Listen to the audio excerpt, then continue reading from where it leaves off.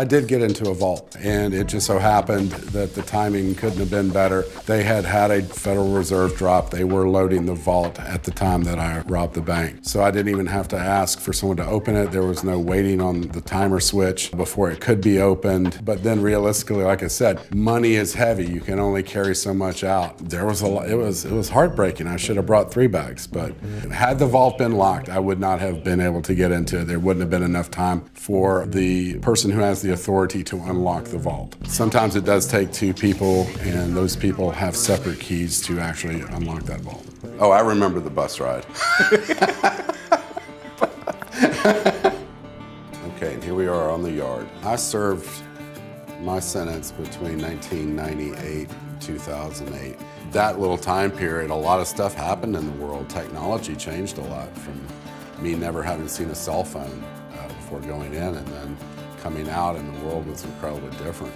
And a lot of the convicts I served time with, the much older guys, they had served in the 70s. You know, a lot of the prisons, very much, the correctional officers wore those kind of uniforms with the hats and the batons and stuff. But yeah, that time period I think was very realistic. Boy, the Molotov cocktail, look, boom, bam. You didn't carry one of those when you were doing bank robbers? No. No? Some people carry phosphorus grenades. I was the gentleman bank robber. You were the gentleman? This guy seems to actually be reasoning with everybody why they should get down on the floor. Doesn't look like he's really taking control. Okay, this must be their first time. Got 2 guys covering one when the other one needs to be working the back, someone needs to be working the door, so nobody gets out. We don't have any witnesses. Okay, that guy leaped up on the table with a lot of ease. Okay, we got a couple guys on the floor. They're communicating with each other. That's a no. We don't let anyone talk to each other. They're forming a plan, and they're forming a plan for quite a while, so nobody's really paying attention to this conversation. We got one guy in the back. He's just kind of pacing back and forth. These guys look like they're wanting to be a hero. And there's this guy, not telling them to shut up or anything. The world was built out of bad ideas, my friend. No, that was a lot gentler than the way I got cuffed, because I know how asphalt tastes now. Yeah. Yeah, and I can speak to that. I ran across several guys who were doing time for armored car robberies, and they were in prison for the rest of their life. I mean, I heard of everything from shoulder-held rockets blowing the cars up to, like Chris said, they would just execute the driver and his assistant to leave no witnesses and with total disregard for their life. You do not have arguments among the team. They've already had their plan. Everyone's had assigned positions and tasks.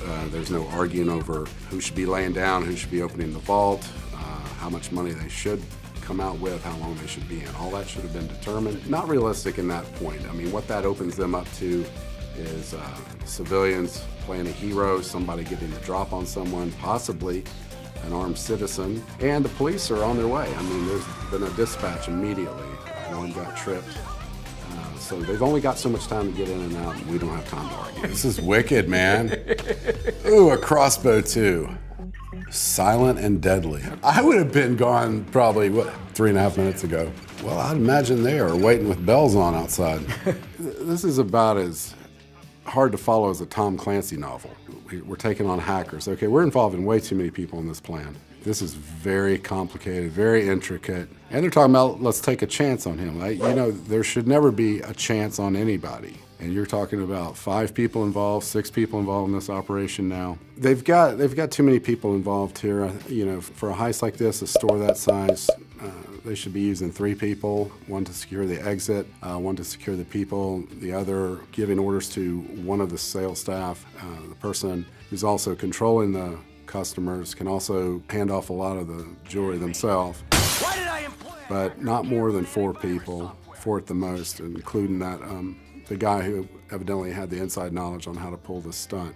Not for a store that size. And they should be doing this at night rather than come in like they're doing broad daylight. That's how you do it. Textbook execution. U.S. Marshals. Oh boy, I remember those guys. Gold bullion, you never see that at just a normal bank, or coins for that matter.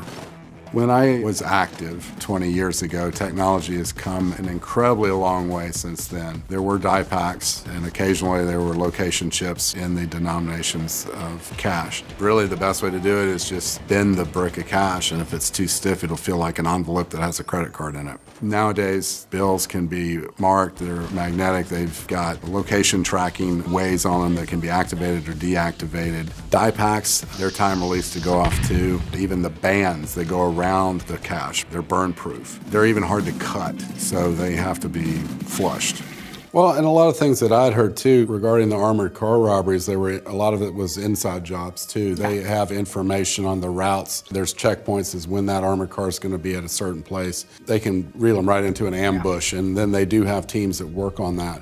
Would attacking an armored vehicle in the street be more of a high risk than actually robbing a bank? Yes, I would have to say most definitely. I myself never even considered an armored vehicle, not for someone who worked by themselves. It would have been too much. You're going to draw civilians in. You're an open target in case snipers were deployed. You're drawing way too much more attention to yourself. A bank would be a much easier in and out. And then you're going to meet with resistance automatically from the driver, the assistant, and then most likely someone in the back of the vehicle. Right there, you've got three people you've got to do something with, and they're not just going to lay their weapons down. When I went through basic at the Air Force Academy, we had to know what tear gas was like. Yeah. We'd take the mask off of the tail and breathe it. I think it helps too to respect how incapacitating these different methods are, so that it gives you confidence to know if I do this, it's going to work. Some people, for whatever reason, have a higher threshold with that. Pepper spray doesn't work on me because when I was in jail, one of the jailers hit me and I basically just wiped that resin off, but the other 5 with him Went down.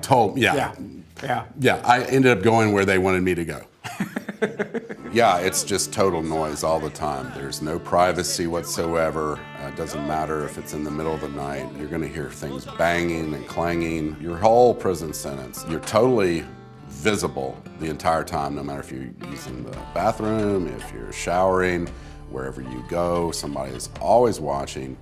And the noise never stops. It's 24/7, your entire sentence. It's just total insanity. Wow.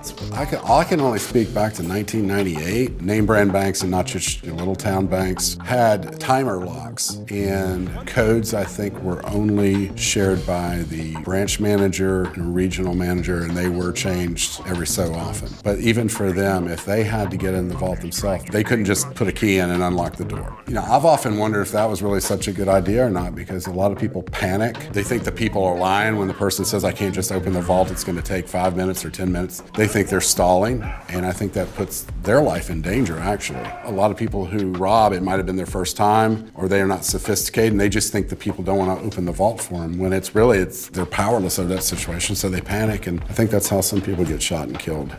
You're going to have a cellmate, and really, you might have more. They might throw a mat on the floor and put a third guy in there, even a fourth, because most of the penitentiaries are extremely overcrowded. They're not supposed to be that way, but the housing conditions are going to be like that realistically in a lot of places. You know, I'm going to say no. I don't enjoy them because they all got away.